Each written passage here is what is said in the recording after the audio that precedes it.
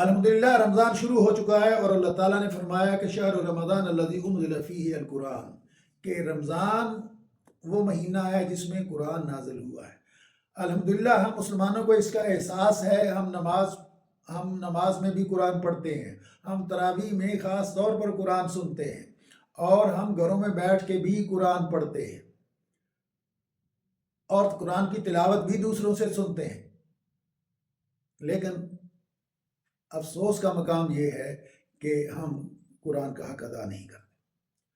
رمضان کے ساتھ قرآن کا گہرا تعلق ہے، اور یہ تعلق اس چیز کا تقاضا کرتا ہے کہ ہم قرآن کے جو ہم پر حقوق ہیں، خصوصاً رمضان شریف میں، ہم ان پر پورا اترے۔ آپ مجھے بتائیے کہ کیا ہم نماز میں جب قیام کرتے ہیں تراویح میں، اچھی بات ہے کہ ہمارے ہاں تراویح پہ بہت زور دیا جاتا ہے، لیکن سوال یہ کہ کیا ہمیں سمجھ آتی ہے کہ مولوی صاحب کیا پڑھ رہے ہیں؟ جب ہم قرآن پڑھ رہے ہوتے ہیں تو کیا ہمیں سمجھ آتی ہے کہ ہم کیا قرآن پڑھ رہے ہیں؟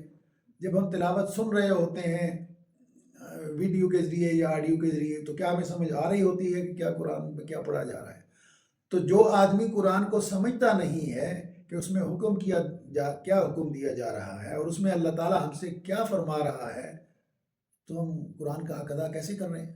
تو آج کی نشست میں آپ کو یہ توجہ دلانا چاہتا ہوں کہ آئیے اس بات پر سوچیں کہ ہم رمضان میں قرآن کا اہتمام تو کرتے ہیں، لیکن کیا اس کا ہم حق بھی ادا کر رہے ہیں؟